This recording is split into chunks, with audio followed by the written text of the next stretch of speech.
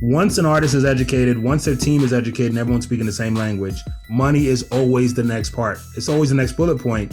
And up until a few months ago, I didn't have an answer for everyone. I was like, unless we can go get funding from the bank or a line of credit or take the label deal, but just get better terms, I don't know the answer. And then I saw Beat Bread and I was like, oh my God, I think this is part of the answer.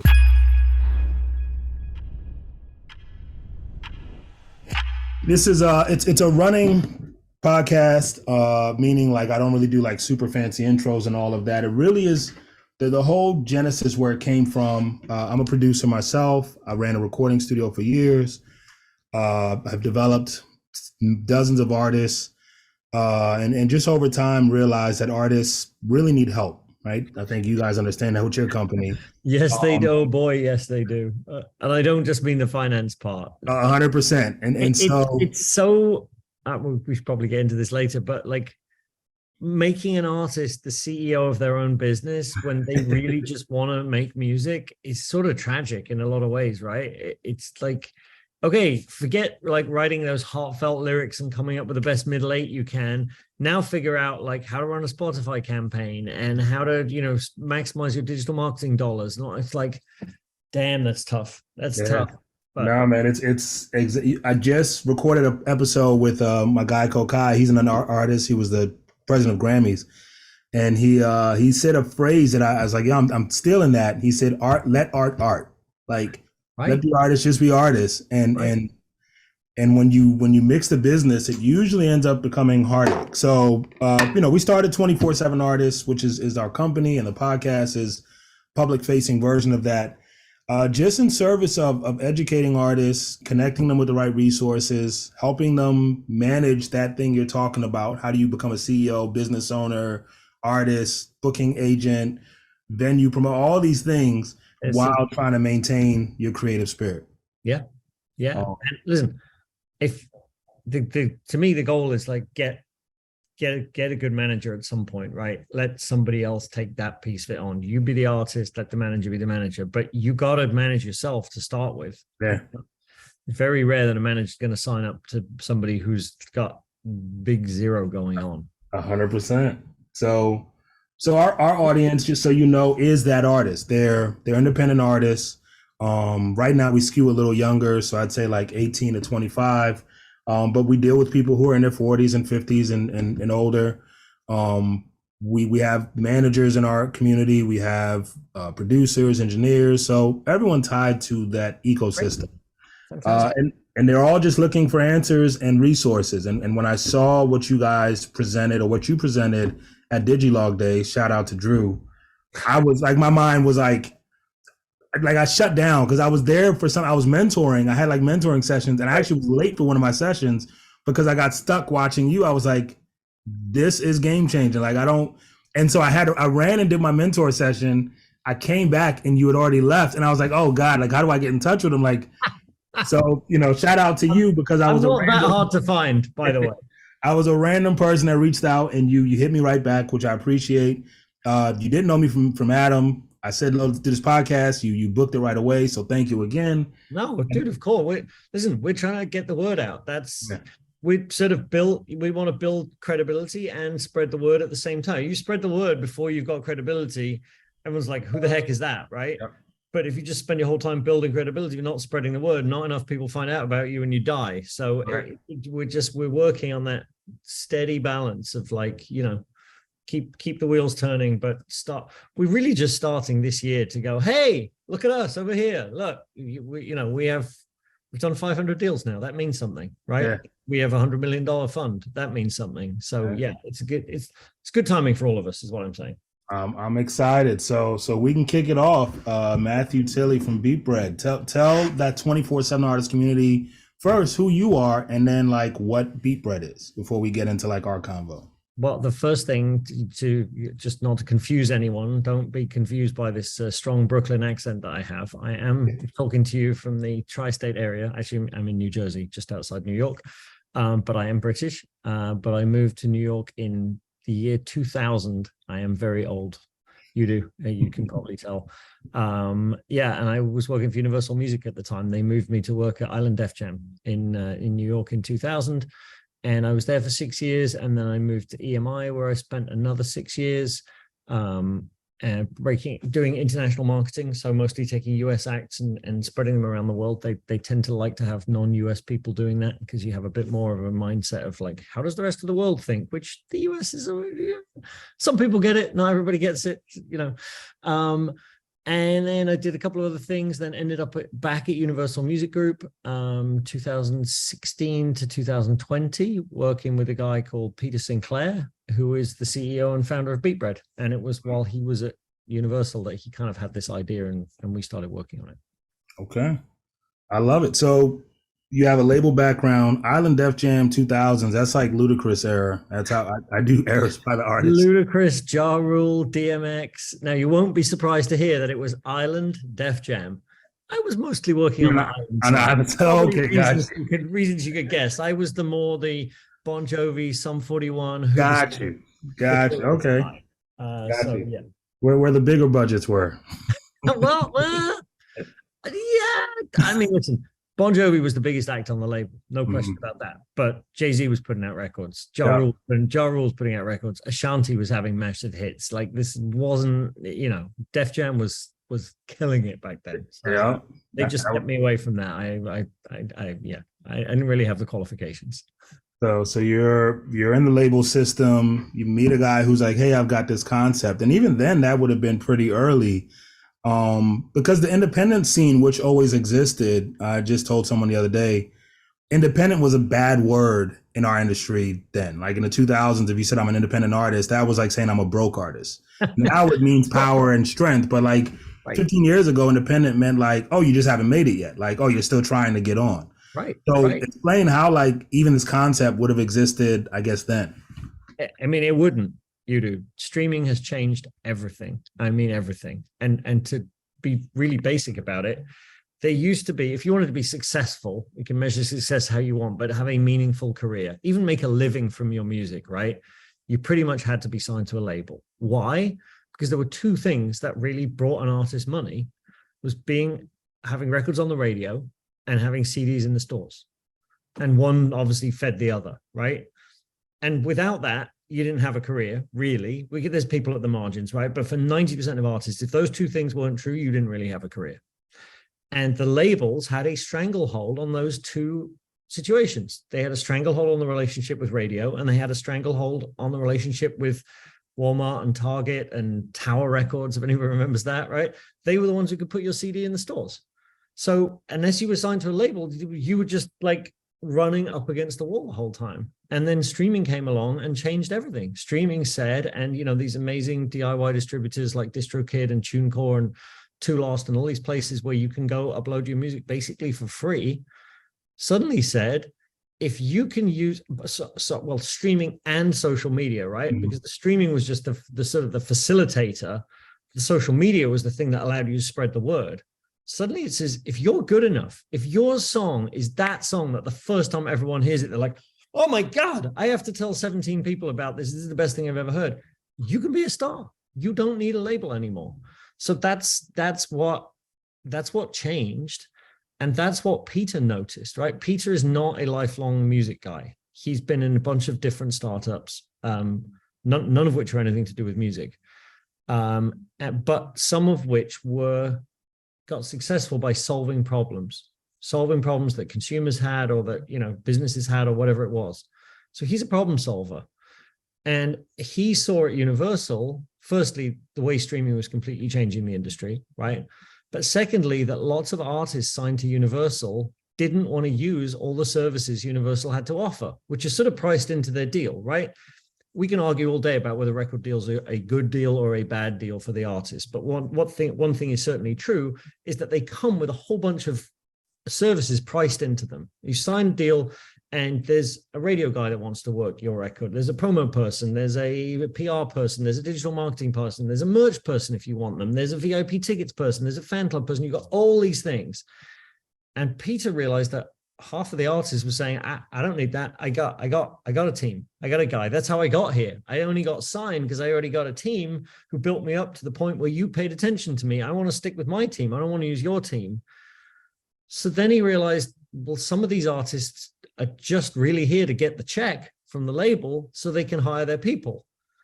But they're also paying for the label's people because that's priced into the deal. So now the artist is paying twice. Well, this doesn't make sense, right? So this is not a label bashing exercise, and we're not anti-label. This is just to say, we think when the finance conversation is separated from all the other conversations, so you make your choices individually. I'm going to choose the best place to get distribution. I'm going to choose the best place to get financing. I'm going to choose the best place to do my digital marketing. I'm going to choose the best place to do my merchandise. When you sign to a label, you just get a package, right? And by the way, the best labels are obviously really good at all of those things. But do you get the best deal when you get them all bundled together, or do you get the best deal when you separate them all out? That was sort of his thesis for starting Beat Bread.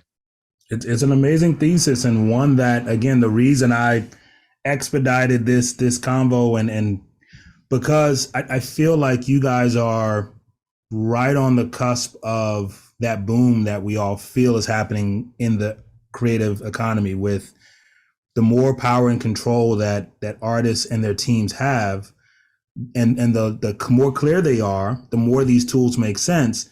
We're going to see artists making a sustainable living, right? And I think that's the ultimate goal. With shifting that mindset from, like, if you're not the biggest artist in the world, if you're not Bon Jovi or Drake or Jay-Z, you haven't made it, to, man, what if you're an artist and you make $100,000 a year and your manager makes $65,000 a year and your digital marketing you have a sustainable economy that you've built.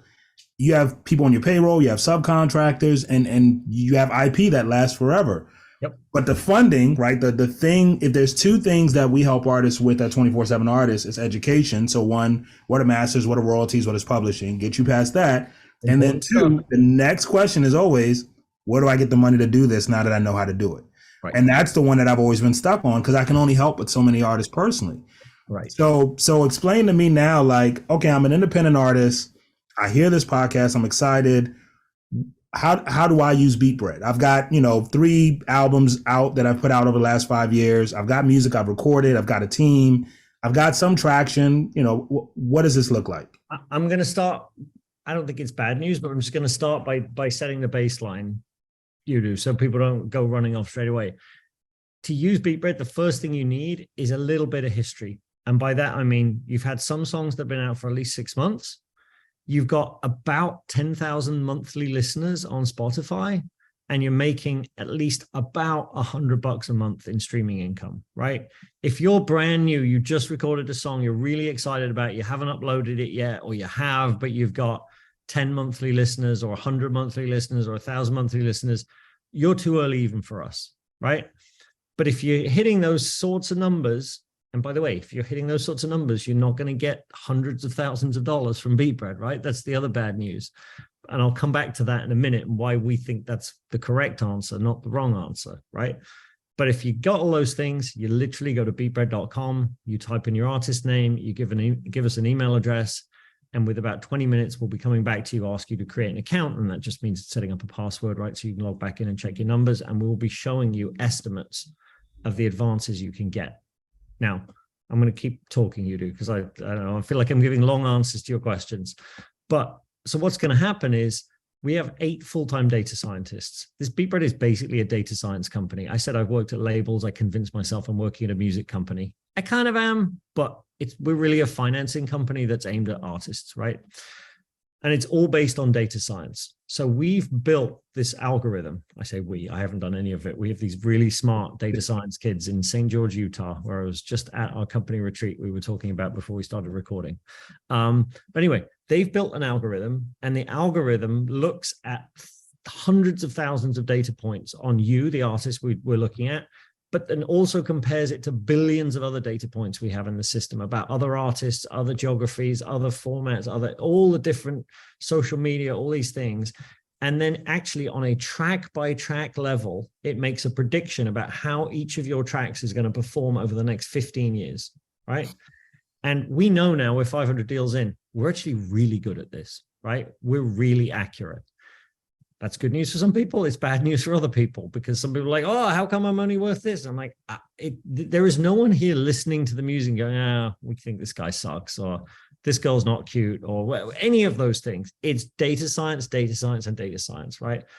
Why we think that's good, why I'm telling you that if you see a $2,000 offer from us, that's the right thing, because we believe that you will earn that money back in the time that we say. So if we say it's a 2-year deal and you can get $5,000, by the way, we do $2 million advances as well, right?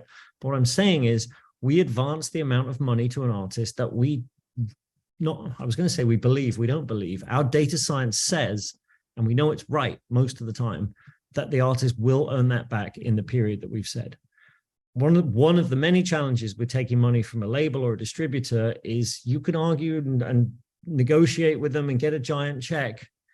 You will be tied to that entity until the end of time if you don't earn that money back, right? Now, some labels will forgive you eventually and it'll all be fine, but I don't think there's very much upside to getting $100,000 if you're actually only going to make $20,000 in the next year, 2 years, whatever that number is, right? You're just in the hole. So anyway, that was kind of a very long answer to the question. Your question was, how do I get started? You get started at beatbread.com. We'll show you some offers. All I'm saying is those offers they're not based on anyone's opinion. They're based on a lot of really smart people working on data science to make predictions about what you're going to earn in the next what. And our deals, by the way, are 1 year, 2 year, 3 years, 5 years, 8 years. You get to pick how long you want the deal to last. And we are 95% confident you're going to earn back the money we're advancing you in that time. Well, again, having heard it in passing, trying to get to like mentoring someone, I was blown away then. Having heard it now again from you directly, I'm a fan of it. There are people who are going to watch this and be like, wait a minute, there's no A&R, there's no soul. It's like, but no, like one of the things that I tell artists is, and then I was an athlete in my former life, so I measure things in like sprints. That's how I train. That's how I work. That's how I do everything. Is you've got to set this milestone, these like tangible milestones that you can work towards and like see progress in that way.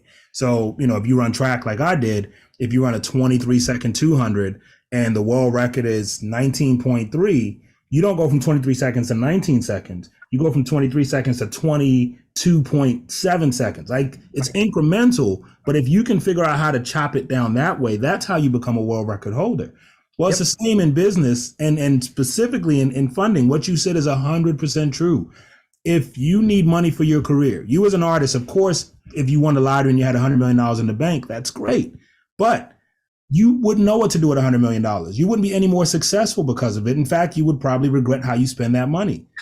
If BeatBread says, hey, we've done the research, the analytics, the machine data's come back and said, we can give you a $2,500 advance and you have 2 years to pay us back. In my mind, I'm like, okay, now what are you doing with that $2,500? Because BeatBread's figured out that no matter what song you put out, it's probably going to grow at this rate. Is that more merch? Is that better mixing? Is that better production? It also puts you on the line now with, because you have a partner and you have to make this money back, you're now thinking with the mindset of, oh, okay, the pacing at which I put music out, or the features that I work with, or how many videos I put out. So it creates, I think, it's like backwards, but it creates the energy needed that even if you didn't get the $2,500, you probably needed to do those things anyways. But now you at least have some money to do those things.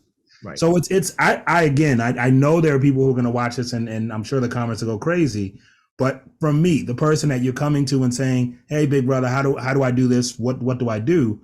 The reason I'm a big fan of what BeatBread is offering is it creates tangible steps. When you say, if you don't have 10,000 monthly listeners, if you don't have music out for at least 6 months, if you're not making at least $100 a month in streaming, you're not ready.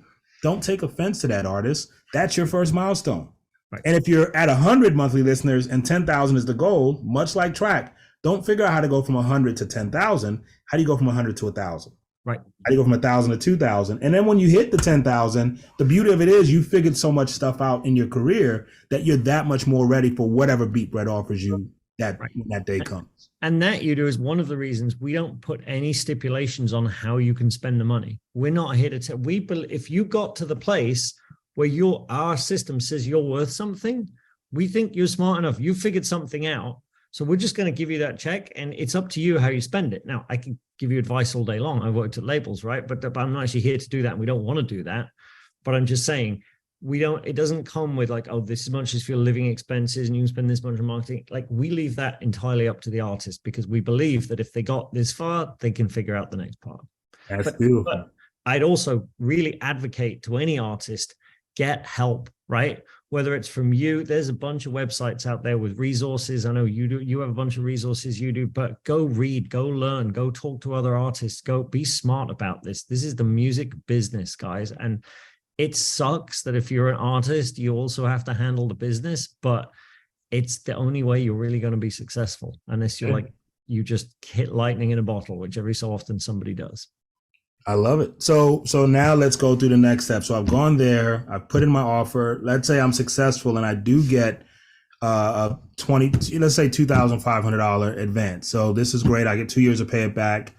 Let's say it's me personally, when I was first started, I'm going to get a MacBook, a microphone and interface, because for me, spending the money on the studio time isn't worth it if I can just record at home and pump out more records. So that may be how I spend the $2,500. Now, how does Beat Bread get paid back? How does that work? Yeah, so it's really important to us that we're not trying to collect from the artist each month. Our business could get very sticky, right? If we were like, hey, time for your payment. So we always get tied into your distributor, and it depends on the distributor exactly how that works, but we get paid directly by your distributor each month. So then you don't have to worry about paying us. We don't have to worry about whether you're paying us or not. But one of the things just to mention is we offer what we call flow-through income. What that means is you don't have to give up all of your monthly income. Let's just take a hypothetical situation of somebody who's making $1,000 a month in streaming, right? If they're like, bro, I got to keep 500 a month probably they have a job, right? But maybe this is supplemental income. They need it for their rent or their groceries or their car payment or their alimony or whatever. We let you choose in 10% increments how much of your income you want to keep each month. Now, obviously, that affects the amount of the advance you're going to get, right? If we're going to offer you a $10,000 advance and you're like, well, actually, I need to keep half my income every month. Guess what? Now it's a $5,000 advance. But the point is, you're keeping half of your income. So to answer re-answer your first question, how does it work? How do we get paid? We tie in with your distributor. It could be a letter of direction. Sometimes we have a parent-child account. There's various different ways of doing it. We get paid directly by the distributor. But if you, Mr. or Mrs. Artist, need to keep some money every month, that's okay. You just tell us before we cut the deal, right? That's got to be in, but it's one of the options we give you on the site is to say, I need to keep 20% of my income every month, or 60%, or whatever that number is. Gotcha. Okay. And then now I'm going to get to the tricky questions that I know would be asked when I present this to like our artist community. So one of the things we're big on with our artists is like learning the power of split sheets and like co-ownership and, all of that stuff. Let's say I put a song out and I have 25% of the royalties coming to me. Yep. Am I paying Beat Bread back from my 25%, or am I paying them back from the 100% that I'm collecting? Okay. So the first thing to say is the important thing, the most important thing in that situation to us is who actually owns and controls this track, right? Because if this is on someone else's, I don't know, DistroKid account, let's say, and you're getting paid through DistroKid splits, you're not in control of that track. And unfortunately, we can't advance against that because you can't guarantee, and I don't mean like, oh, I promise. I mean, actually like locked, guaranteed. You can't guarantee that money's going to come to us. But let's take the other example where it's your track. It's on your TuneCore account or your DistroKid account or whatever. And your collaborator or producer or whatever is getting paid out through splits. We see that at the beginning. So we ask for your reports. We see that. We calculate on the bit that's yours, gotcha. Right? So that somebody else getting paid off the top, that's fine. We don't include that in the calculations. We all don't need to worry about it. That person's arrangement will stay 100% in place, but we will only be advancing you on your share of the income, right? We're not going to advance you on somebody else's share of the income. That's great to know. Great answer. And then I think the other question I would get is, so who owns the music on the other side of the advance? Yeah, so we don't take an ownership position at all. Our legal agreement is called a revenue purchase agreement. Put that, and it's not very legalese, but to put it even more simply, we are buying your income for a period of time. right? So we're not licensing the track, we're not owning the track, we're not controlling the track. We've bought the income. That's what you sign. The contract says, hey, we're buying your income from this list of songs for this amount of time. Wow. That's a big one. So it's a I'm not trying to be I don't mean tricky as in like we're trying to be tricky. I'm just saying that it's a kind of weird legal definition, because we say you own the song, but you're like, well, then if I own the song, why isn't the money coming to me? Well, you've sold the income from the song, but you still own the song, right? And when the Beatbread deal ends at 2 years, 3 years, 5 years, whatever that number is, that song is still you didn't ever not own it. And now not only do you own it, but all the income's coming back to you as well at the end of the term. wow. That's big. And then I think the last question is going to be the devil's advocate one, which is I do a 2-year deal for the 2,500. At the end of 2 years, I've paid back $2,000. What happens? Yeah, great question. So the first thing to say is that more than 70% of our deals are on track to recoup at or ahead of where we predicted. And the ones that are not like taking years out. So our algorithm's pretty darn good. So if we say it, we think it's a 2-year deal, there's a very high probability you will be paid back within the 2 years. If you're not, though, firstly, there's no interest. Secondly, there's no penalty. All that happens is we just keep collecting until you've recouped. Wow. So, and whether that might take 2 weeks or 2 months. And the thing I would point out, you do, is we don't like that situation. Why? Because that's actually a less profitable deal for us. Mm-hmm. The biggest cost of running our business is the cost of the money, right? Mm-hmm. We're essentially buying money from other people and selling that money to the artist, right? If you think about it like that. So mm-hmm. the biggest cost is we have to buy the money that we advance to people.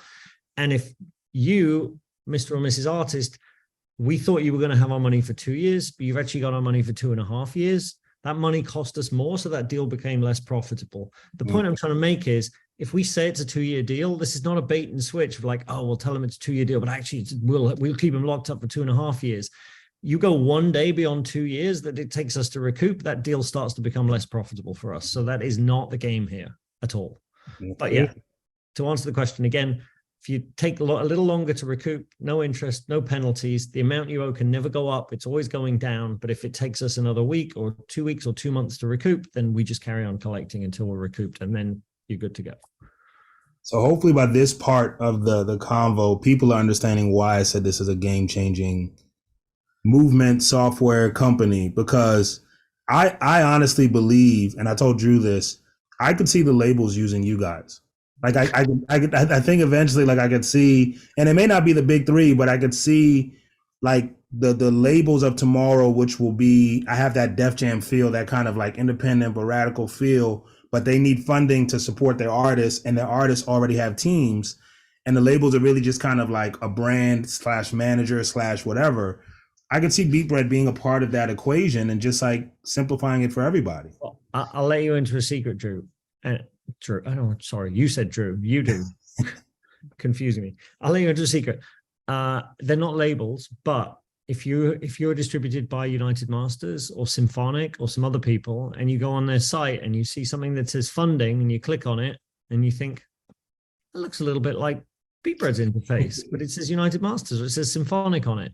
So we white label our service for a bunch of distributors and artist services companies. So we're trying to, reach as many, we're trying to meet the people where they are. Yeah. So if you're on Symphonic or United Masters, you'll get the exact same, deal experience on their site as you would by coming to Beatbread. So I'm not saying the labels are already using us, but I'm saying that some of the big distributors are already using us to power their already in the equation. I love it.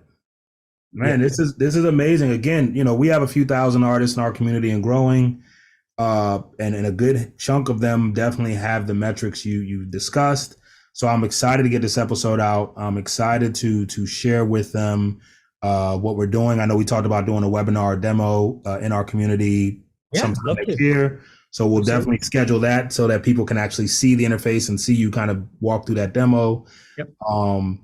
I wish I produced more, because I would have used this 15 years ago. This would have saved my life. If anybody can't wait for that webinar, they can go to our YouTube channel, and there's I forget exactly what it's called, but there's various videos like the smartest testimonials. There's our CEO talking about why he started the company, but there's also, and it's kind of long, it's like 8 minutes, but it's a walkthrough video that literally takes you step. By the way, guys, the website is not complicated. You don't need, it's not like, oh, make sure you watch the instructions first. We've built this to be pretty darn simple.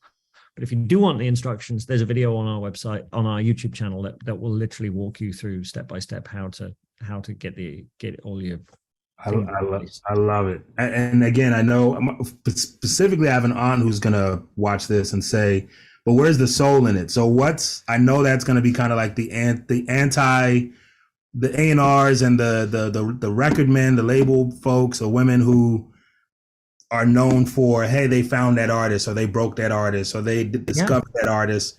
What's kind of the Beat Bread response to you guys are taking the human out of the curation? It's 100% true.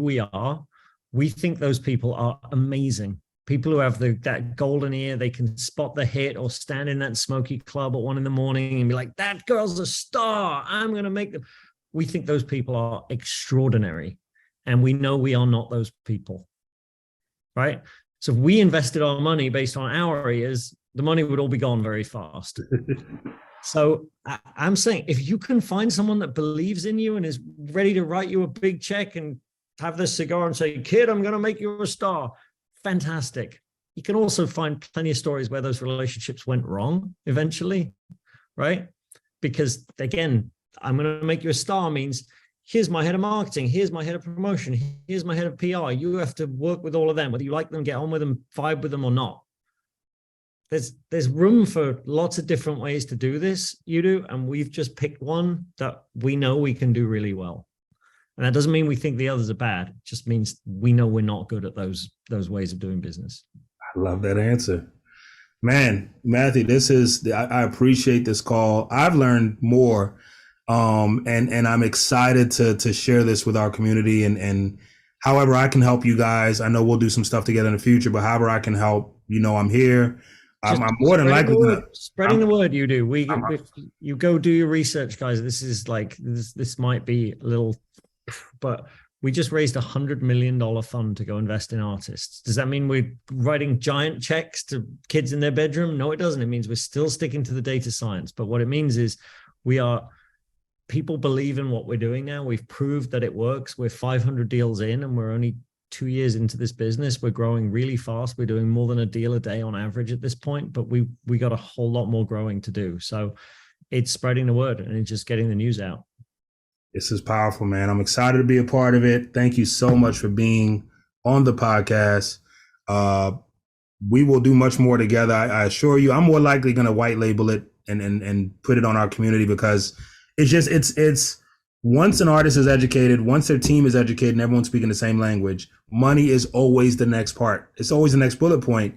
And up until a few months ago, I didn't have an answer for everyone. I was like, unless we can go get funding from the bank or a line of credit or take the label deal, but just get better terms, I don't know the answer. And then I saw Beat Bread and I was like, oh my God, I think this is part of the answer. So thank you again, Matthew. No worries. No worries. Your team of machine data scientists. As AI is now taking over the world and we're terrified with ChatGPT, I'm sure this podcast is going to come out and they're going to be like, great, another AI machine telling us how to live. But exactly. This one I actually can vouch for. Fantastic. Thank you, Yudu. Thank you, brother. All right, and that's it.